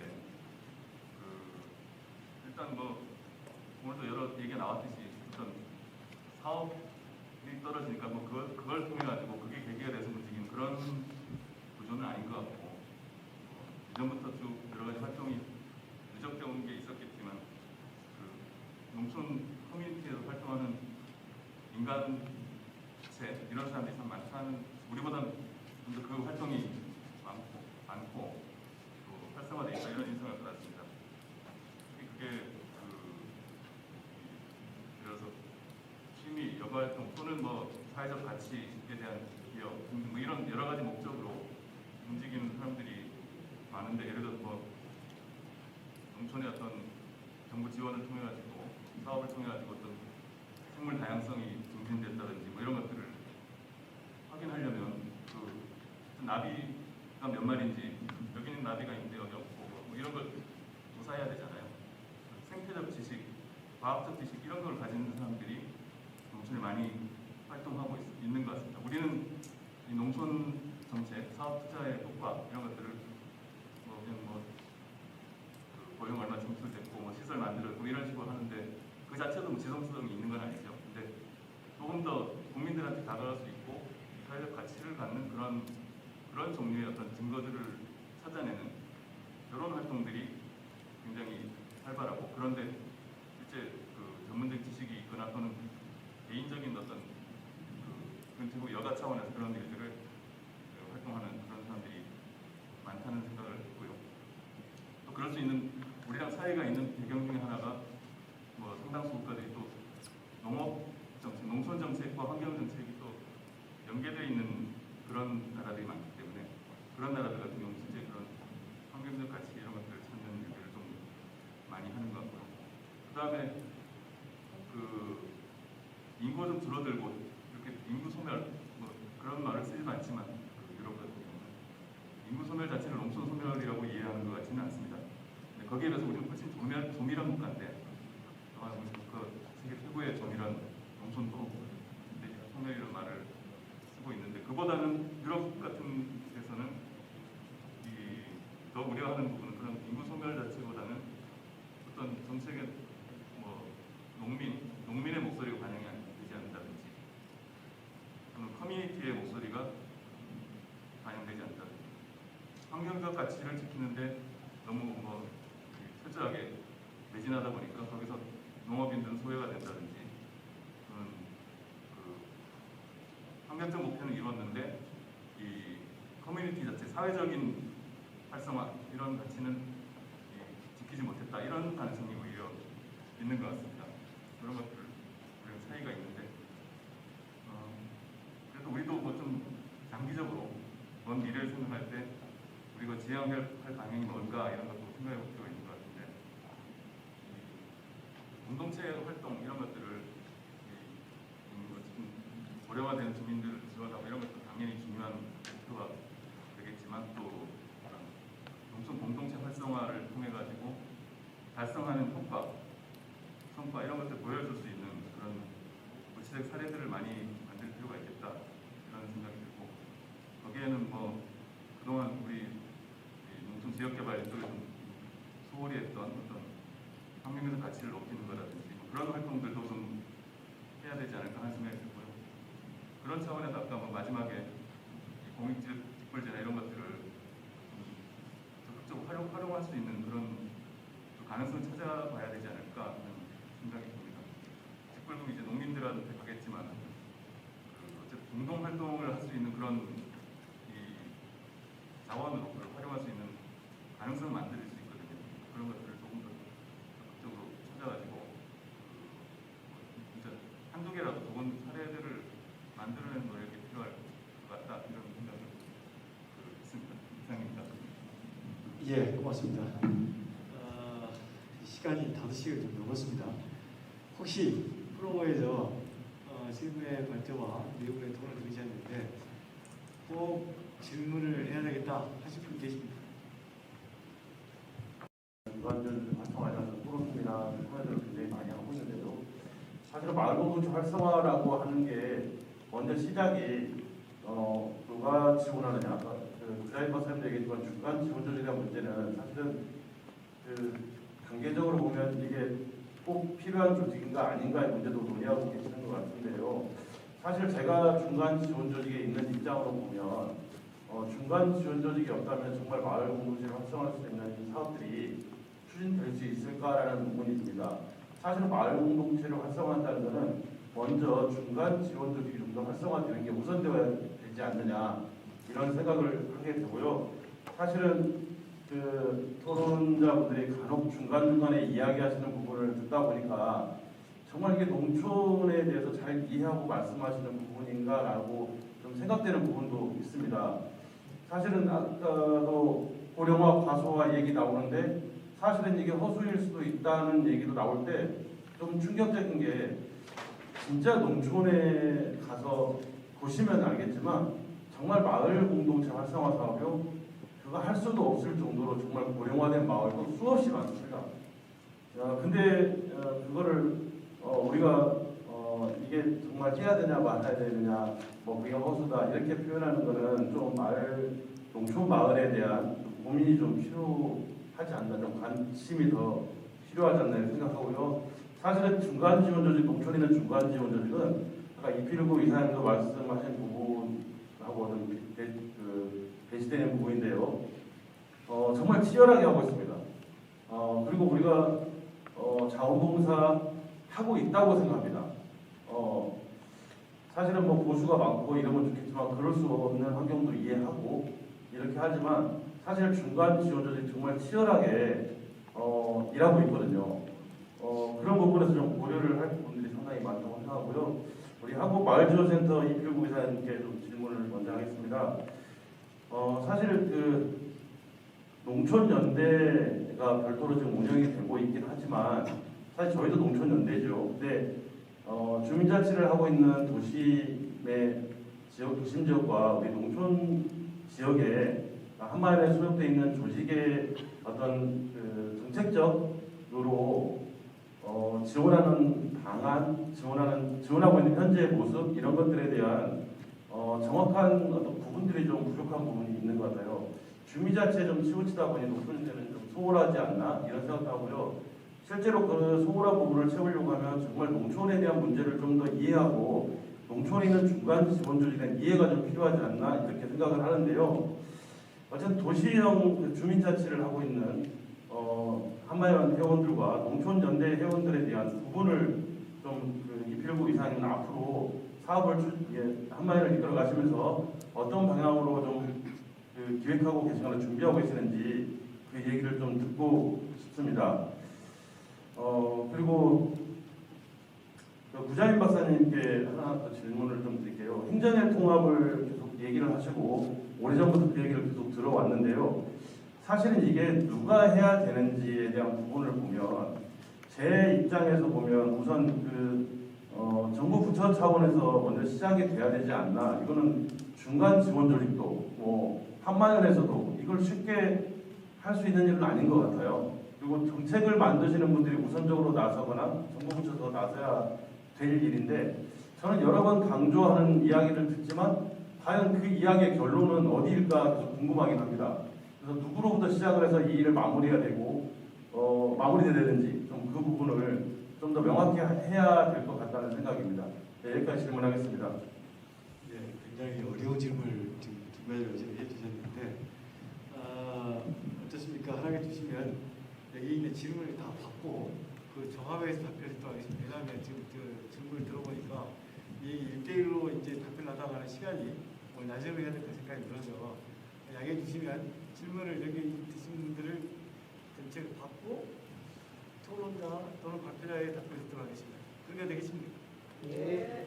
예, 또 혹시 또 질문 있으십니까? 예.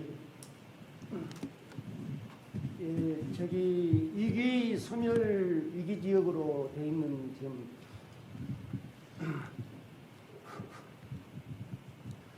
저기 전남에 지금 16개 지자체가 위기 소멸 위험 위기 지역 아닙니까? 그게 하나인 자흥군 용반마을 김선홍입니다.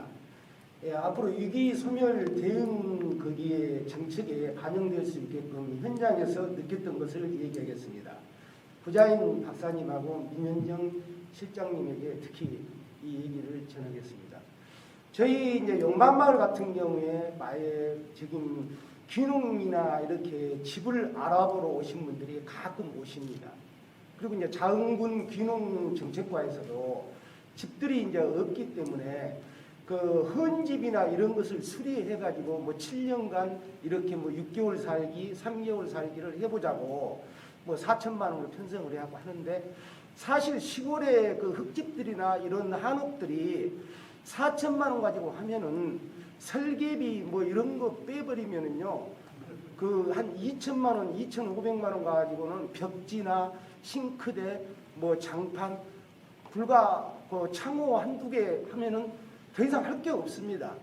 그러면은 이제 시골에 지금 아까 민현정 실장님도 청년의 이렇게 유입이나 청년들의 일자리 주거인데요. 가장 중요한 것이 지금 주거의 안정이거든요. 이분들이 오시면은 저는 차라리 시골에 빈 터나 시골에 이런 그 터를 빌려줄 수 있으면은 거기에 지자체나 정부에서 6천만 원이나 5, 6천만 원짜리 한 8평 규모나 10평 규모의 집을 그걸 지어가지고 10년 동안 그렇게 운영을 한다든가 해가지고 짧게 6개월 살기가 아니고 1년 살기 이렇게 해서 한 2회 정도 이렇게 연장을 해줄 수 있는 그러다 보면은 이제 그분들이 시골 분들하고 관계망이 형성이 되고 또 시골에서 시골에 그 모내기를 한다든가 하면은 이렇게 솔선수범해서 도와주고 해가지고 시골 분들하고 이렇게 융화가 되고 하면은 그런 분들이 시골에 정착을 할 수 있고 또 그런 분들이 이제 시골의 그 마을 만들기라는 이런 부분에서 앞장서서 또 할 수 있는 그런 여건이 되지 않습니까?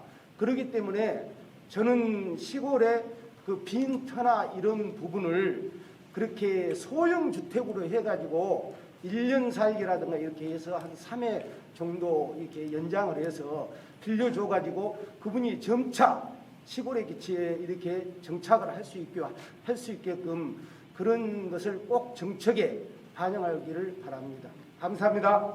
예, 고맙습니다. 지금 장흥에 오셨기 때문에 예. 제가 장흥에 김정군하고 저 조석군 부군수한테는 반드시 이 내용을 전달을 하고 아니 김성문 스님 지금 36,000인데 4만 확보하겠다는데 지금 그 정책에 꼭 이런 걸좀 예, 그럼 하겠습니다. 그러니까 이거 답변 안 하지 말고요. 제가 이 문제에 대해서는 아주 좋은 아이디어이기 때문에 예. 이거 바로 자원부에다가 기초단체에 뭐 사업으로 실시할 수 있도록 제가 예. 건의를 편을 빌려주신 약속을 분들은 하도록 10년간 하고 10년 후에 그분을 소형주택을 준다든가 예, 그런 정책을 좋은 하고 아이디어신 것 같습니다. 예. 예, 좀 다음 좀 이제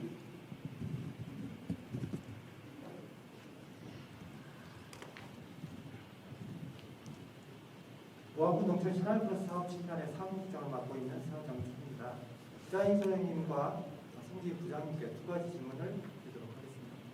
먼저 부자인 선생님께는 저희가 이제 이 중간 지원 조직에 대한 부분에 있어서 김영 시장님이 거버넌스 형태라고 하지만 이걸 각 지자체가 이 해석에 따라서 각각 형태의 운영에 어려움들을 말씀해 주셨습니다. 그러다 보니까 정성권 센터님의 어설픈 컨설팅 행사 개념으로 좀 이게 보일 수도 있다 하는 말씀을 해주셨다는 거죠. 그래서 제가 보기에는 이런 중간 지원 조직이나 지원센터의 개념을 어떤 지원이나 중간이라는 표현이 행정 중심으로 이걸 많이 해석하다 보니까 오히려 어떤 상담센터 같은 개념, 상담이라고 한다면 각 지역 마을이나 공동체나 리더 이런 분들의 고민을 어떻게 들어줄 것이고 그걸 어떻게 해결할 수 있는가 하는 의미의 좀 방점을 찍으면 훨씬 더 이런 의미의 해석을 좀 더 부드럽게 할 수 있지 않을까. 그리고 각각의 그런 고민거리를 어떻게 연결하고 해결할 수 있느냐. 그래서 지역 내의 그런 마을이나 리더나 공동체들의 어려운 부분을 지역 내, 지역 인근 외에 다양한 전문가나 그런 자원들을 연결하는 그런 어떤 플랫폼 구조를 이 중간 지원 조직이 좀 시행해낼 수 있다고 하면 그래서 우리가 정치적으로 조금 더 흔들리지 않는 그런 개념이 좀 만들어지지 않을까라는 생각이 있는데 이에 대해서 어떻게 생각하시는지 묻고 싶습니다. 다음은 우리 성주임 부장님께 여쭤보겠습니다. 늘 우리가 이렇게 활동을 하다 보면 현장에 답이 있고 그리고 정책은 데이터에 기반해야 된다는 말을 많이 듣습니다. 그래서 우리 한국농촌경제연구원에서는 다양한 연구를 하고 계시고 그런 자료를 한 번씩 이렇게 모니터링하면서 많은 이렇게 정보를 좀 얻고 있습니다. 하지만 이런 부분들이 대부분 어떤 정부의 어떤 요청이나 자체적인 연구에 의해서만 이루어지다 보니까 현장에 있는 분들이 사실은 많이 직접적으로 와닿는 부분들이 미약한 것 같습니다. 부자인 선생님 말씀처럼 가까이 우리가 스스로 연구를 많이 해야 된다는 말씀을 해주셨습니다. 그렇다고 하면은 이 한국농촌경제연구원이 이런 다양한 연구를 할 때 의무적으로 이런 활동가들을 10%든 30%든 이렇게 그 연구에 함께 좀 참여를 시킬 수 있다고 하면 지역 활동가들도 훨씬 더 영향을 키울 수 있고 또 공부를 할 수 있고 그런 역할을 하고 그래서 아까 말씀하신 것처럼 유럽처럼 좀 더 적극적으로 우리 지역의 활동가들이 그런 연구 영역을 확보하지 않을까 이런 말씀을 굳이 드리는 이유가 우리 어쨌든 한국 안에 우리 지금 현재 지역 자체의 그런 공동체 문화는 너무 이제 행정 중심으로 아니면 정부 중심으로 사업들을 주다 보니까 스스로 하는 부분들이 많이 떨어졌다는 거죠. 심지어 집 앞에 있는 눈도 왜 행정이 쓰러지지 않지 하는 식으로 가는 상황에서 이런 상황에서 이런 연구라든가 이런 부분들을 더 활동적으로 하는 데는 좀 정책적으로 이런 부분을 좀 반영해 주신다고 하면 훨씬 더 이런 영향을 키울 수 있을 것 같은데 이에 대한 좀 의견을 여쭙겠습니다. 이상입니다. 예, 고맙습니다. 답변을 준비하려고 보면 주어진 시간을 오버할 것 같으니까 오늘 프로의 질문을 이것으로 제가 사회자 직권으로 마치도록 하겠습니다. 혹시 정말 꼭 질문해야 되겠다 하시는 분 계십니까? 예, 없으시면 세 분의 지금 아마 5가지 지금 질문이 나온 것 같은데요. 우선 우리 부자인 박사님부터 돌아가면서 답변에 대한 답을 간략하게 시간 좀 해주시면서 핵심적인 위주로 좀 말씀해 주시고요. 짧게 말씀드리겠습니다. 첫 번째 질문이 행정 조직 개편을 저는 강조를 했는데 누가 주도할 거냐 이런 문제 질문으로 이해됩니다. 그래서 기본적으로 담당 팀장, 과장님 정도로는 결정할 수 있는 문제가 절대 아니잖아요. 이거는 단체장의 분명한 의지가 있어야 조직 개편이 가능한 부분 이걸 누가 그 생각을 바꾸게 만들 거냐 했을 때 제가 경험적으로 보면 행정 공무원들의 토론과 합의 그리고 중간 지원 조직끼리의 또 뭔가 토론, 합의 그리고 민간 단체 있잖아요. 무슨 협의하는 게 많이 있는데 협의 사이의 합의 이게 동시에 돼야 된다고 봅니다. 이 합의 수준이 높을 때 조직 개편이 좀 더 원하는 방식으로 되는데 대체로 경험적으로 그런 합의를 제대로 과정들을 안 만드는 것 같습니다. 그것만 같이 모이가 토론 자리 자체를 만드는 게 굉장히 어려워하신다. 저는 일단 기본적으로 센터가 주도하는 자리를 자꾸 만드시라 하고 그게 평상시에 경험들이 축적하면서 이 방식은 도저히 아닌 것 같다. 이게 합의가 된다면 대안이 뭐냐고 이야기했을 때 합의할 때 저는 그동안 선생 경험들이 전국에 많이 있으니 그런 사례들을 참고하시면 도움이 될 것이다. 저는 이번 올해 12월 달은 모든 시군마다 크든 작든 조직 개편을 분명히 합니다.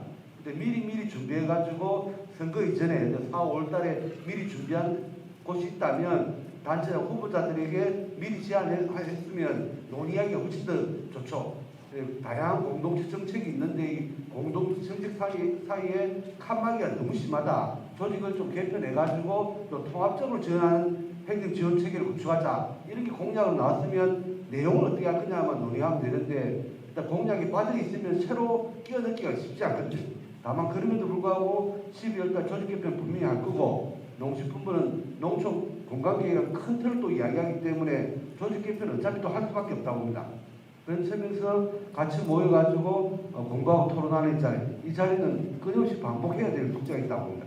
그래야 조직 개편을 해도 내용의 질을 보장할 것이라고 봅니다. 단순히 조직 개편하면 잘 될 것이다 이게 아니거든요. 조직 개편하고 인사를 어떻게 할 것이냐, 업무 분장을 어떻게 할 거냐, 행정하고 민간의 업무 분장을 어떻게 할 거냐 이 부분이 정리가 안 되면 단순히 행정 조직 개편만으로는 부족할 것이라고 봅니다. 두 번째가 해가지고 저는 아까 장의 용광마을 이렇게 저는 주거 문제가 농촌 소멸 대응의 핵심일 것이라고 하는 게 저도 전적으로 동의합니다. 그 방식이 저도 최근에 자꾸 느끼는 게 뭐냐 그러면 사람이 들어와 준다고 하는데 아까 김준 박사님 발표도 보면 오고 싶어하는 사람들이 많거든요. 활동할 수 있는 사람도 많은데 당장 집이 없다는 게 빈집을 고치기 너무 힘든 거예요. 근데 우리가 신들마을 사업도 주변에 보시지만 행정 보조 사업 받아가지고 집 고친다고 하면 이게 단가가 도저히 안 돼요. 그래서 2천만 원 정도 지원하면 실제로 우리가 하면 1,000만 원도 안 되는 비용을 지출을 못하는 거예요. 그럼 이건 무조건 입찰을 받아고 뭐 업체하고 계약을 하라고 하는 이 방식은 아닌 것 같다. 그래서 저는 오히려 보자면 마을 주민들이 몸을 낼 테니까 재료비를 쓰고 가까이에 집수리 관련된 자원이라든지 그런 사회적 경제 있으면 활용하시고 없으면 새로 만들어가지고 집수리를 계속할 수 있는 그런 조직의 활동비를 드리는 방식으로 있잖아요. 뭔가 다른 방식을 해야 될 것이다. 행정 사업비를 받아서 보조사업 방식으로 집행하는 방식의 집수리는 한계가 있다. 이런 생각이고 그 전 단계로 저는 이야기하는 게 아까 말씀드린 면소저지의 공공임대주택을 의무적으로 짓자. 무조건 짓고 가자. 면마다 규모는 다를 것이다. 거기서 1차적으로 살고 마을로 들어올 수 있는 징검다리 역할. 그리고 또 하나는 마을 내에서 이 새로 들어온 사람을 받아들일 수 있는 수용 태세. 마을의 합의 있잖아요. 마을에서 새로운 사람을 환영합니다. 우리가 보조사업 받아가지고 집을 하나 아주 대단하게 고치지 않고 이 정도 고쳐놨으니 마을에 들어 살고 싶은 사람 찾습니다. 그런 마을의 합의를 받다는 거잖아요. 들어오신 분은 훨씬 편하게 들어올 수가 있습니다. 그런 방식의 마을의 수용 태세와 더불어 집 정비가 주거 정비가 필요할 거라고 봅니다. 세 번째 질문 관련해서는 지금 중간 지원 조직에 애로사항이 많은데 저는 제일 큰 숙제가 뭐냐 하면 중간 지원 조직이 사업비를 너무 많이 준다는 거예요. 인력 수에 비해 가지고 사업비가 너무 크다는 겁니다. 예를 들어 시군 영장관 사업이 3억 5천 정도 된다면 인건비 두 사람 인건비 빼고 하면 2억에서 2억 5천 있잖아요. 두 사람이 절대 집행 못 하잖아요. 이게 그 사업비 집행하는데 급급한 거예요. 원래 중간 지원 인건비 중심으로 설계를 해야 정상인데 그 개념들을 행정이 잘 이해를 못 하시는 거예요. 항상 인건비, 인력비에 사업비를 훨씬 더 많이 설계하다 보니 사업비 집행이 급급하다. 주민들 만나고 상담하고 공론장 만들어가 합의 유도하고 이런 일들은 일로 보이지 않는다는 거예요. 그래서 이걸 성과를 어떻게 보일 거냐, 그것은 센터에서 고민을 또 하셔야 될 거라고 봅니다. 인건비 기반의 활동들의 성과들을 어떻게 행정설득한 수단으로 할 것이냐, 사업비 많다고 해가 절대 좋은 게 아니다. 이걸 이해시키는 것은 아마 우리들의 활동 경험이 좀 더 쌓여야 되겠다는 생각을 해봅니다. 네, 그 한국마을지원센터 연합의 역할에 대한 말씀 해주셨는데요. 그 한 가지는 개념적으로 이 중간지원 조직 체계라고 하는 것에 대해서 조금 명확하게 정리할 필요는 있는 것 같습니다. 그러니까 우리 사회에서 이 중간지원 조직이라고 하는 이 시스템을 구체적으로 고민하게 된 계기가 제 기억으로 이제 노무현 정부 때 2003년도 청와대에서 시민사회 발전 청사진이라고 하는 이제 발전 전략을 세우게 되고요. 그 발전 전략의 핵심 중에 하나가 기존에 있는 이제 행정의 공무원 체계라고 하는 게 우리가 알고 있는 대로 업무순환 보직제를 포함한 다양한 문제가 있기 때문에 결과적으로는 좀 지속적으로 이 시민사회라고 하는 토대를 만들 수 있는 중간의 체계들이 필요하다. 이건 이 유럽형의 모델을 받아서 한 건데요. 그것까지는 좀 뭐 잘 됐는데 실제 이제 샷 단추를 꿰는 작업에서 유럽형의 모델은 100% 시지원 체계로 운영되지 않습니다. 근데 우리 지금 중간지원 조직이랑 마을과 사경을 포함한 NPO 지원센터를 포함한 다양한 중간지원 조직들이 100% 시출연으로 진행하는 방식이죠. 그러다 보니까 운영 과정에서는 이게 자연스럽게 시간이 지나면서 원뜻과는 다르게 중간지원 조직 체계나 내용들이 행정에 약간 예속되거나 또 조금 심하게 얘기하면 행정 이중대 역할 정도 수준을 벗어나지 못하는 경우가 전국에 저는 부지기수라고 생각합니다. 그리고 이제 그런 과정에서 이제 이게 마을만의 문제가 아니라 사경을 포함한 아까 말씀드렸던 사회공익지원센터를 포함한 다양한 중간지원조직 체계가 우리 한국 사회의 어떤 존재로 어떤 모양으로 남아서 앞으로 발전시켜야 되느냐, 이거는 이제 모두의 숙제이기 때문에 한마을을 포함해서 전체적으로 이 토론과 논의는 한국 사회에서 확장시켜야 된다는 생각이고요. 저도 뭐 아까 정읍센터장님 말씀대로 중간지원조직 체계가 굉장히 소중합니다 지금. 그리고 이제 이 정도라도 하고 있기 때문에 그래도 일정 정도 지역사회에서 저 공동체 운동을 조금이라도 불씨를 만들기 위한 노력들을 전국적으로도 하고 있다라고 생각하고요. 한국마을지원센터 연합으로 놓고 본다면 약간 이해해 주시는 게 필요한 것 같아요. 그러니까 2014년도에 이제 센터들 몇 개가 만들어지면서 그 전에 만들어지면서 이제 센터들끼리 어떤 공통의 전략을 세워야 되는지가 이제 처음 논의가 점진적으로 되기 시작했고 그렇게 출발한 게 이제 센터 협의회입니다. 한 10개 안 됐어요. 그런데 2016년도에 한마을이 만들어진 계기는 벌써 그 당시가 한 60, 70개 정도의 전국의 다양한 센터들이 만들어졌다는 겁니다. 모양과 형식이 다 달라요. 직영체계도 있고 민간 위탁체계도 있고 재단을 준비하는 곳도 있고 그리고 운영의 방식도 마을을 하는 곳도 있고 마을과 사경이 융합되어 있는 곳도 있고 재생 영역이 복합되어 있는 곳도 있고 생활형 SOC 사업까지 건드리는 곳도 있고 다 굉장히 다양하고 복합적이기 때문에 이 부분에 대해서 2016년부터 사실은 한 4, 5년 기간 동안은 서로 간의 교류 협력에 집중할 수밖에 없는 구조가 하나가 있었고요. 그리고 공통의 비전이라고 하는 것을 만들어야 된다라는 고민 때문에 마을 공동체 기본법이라고 하는 것을 우리의 이제 틀로 좀 만들어서 공동체의 기본법을 제정하자라고 하는 게 전략적인 목표였습니다. 그리고 그 과정에서 중심적으로 논의했던 게 그래도 이제 마을의 가치나 마을의 방식들을 우리 스스로 정돈하고 만들어가야 되기 때문에 우리 이제 부자인 박사님 그 당시 이사장이시기도 했었고 논의 끝에 이제 마을 중심 정책이라고 하는 이제 정책 과제들을 정리해내고 이런 방식으로 농촌이든 도시든 함께 협력점을 만들어서 해보자라는 토론 논의까지가 진행된 겁니다. 아직은 아까 말씀드린 대로 농촌과 도시가 어떻게 결합력을 더 가져가고 또 지금 현재 갖고 있는 정책의 다양한 환경 속에서 각각의 역할과 내용들을 어떻게 확장시켜낼 거냐는 지금 과제라고 생각합니다.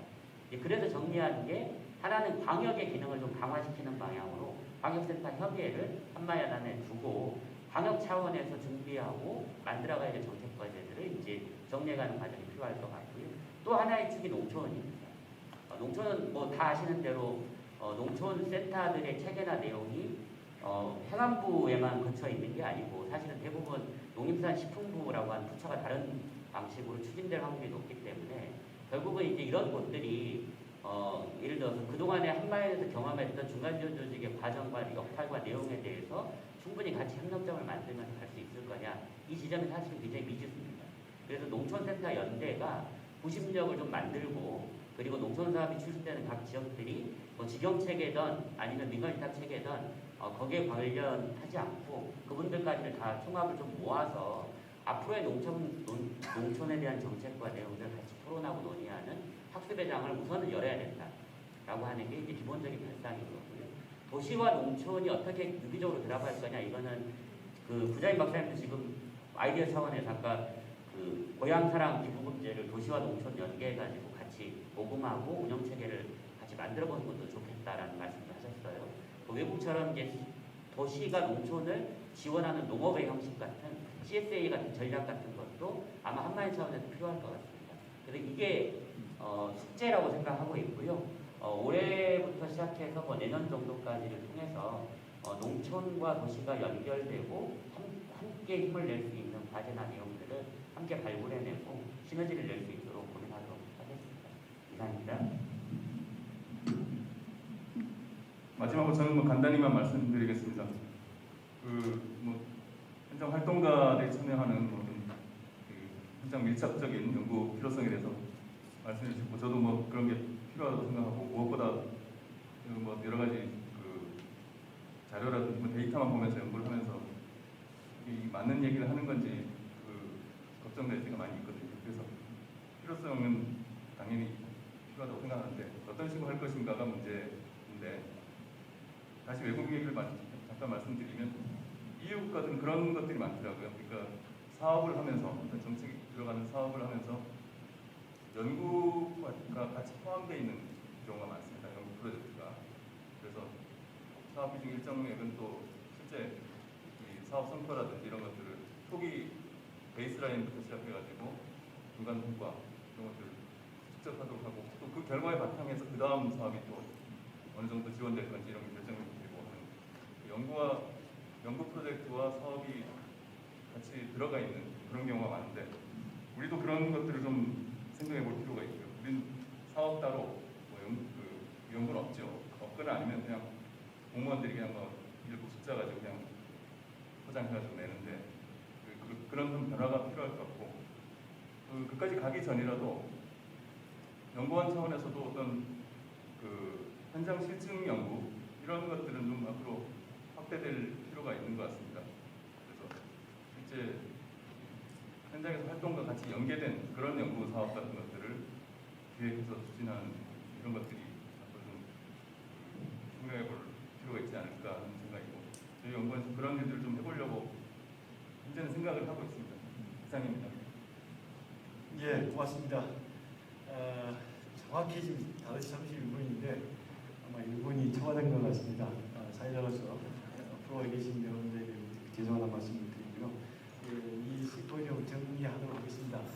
2시부터 5시 반까지 3시간 반 동안 상당한 열띤 토론이 마을 공동체 중간 지원들을 포함해서 활성화 방안에 대해서 굉장히 많은 논의가 이루어졌다고 생각을 합니다. 저는 이제 농업 정책이 제 전문인지, 저는 이제 농촌 개발 쪽을 제가 전문하는데, 제가 2000년도에 노무현 정부 때부터 농촌마을 종합사업이라든가 시활력 사업, 사기동 지역 만들기, 여러 가지 사업들에 대한 저희도 컨설팅도 하고 뭐 여기에도 참여도 하고 시작을 해보면서 불과 20년 전에, 그러니까 정확히 제 기억 2003년 4년 뭐 이때부터 기억되는데 20년 전에 중간 조직에 대한 논의가 당시에도 상당한 논의가 있었다. 그리고 그것이 당시에도 굉장히 필요성을 제기했었고, 또 그것이 활성화되는 것이 농촌이 지금 현재 고령화되고 또한 현재 지금 과소화되는 상황에서 지원조직 한정원의 역할은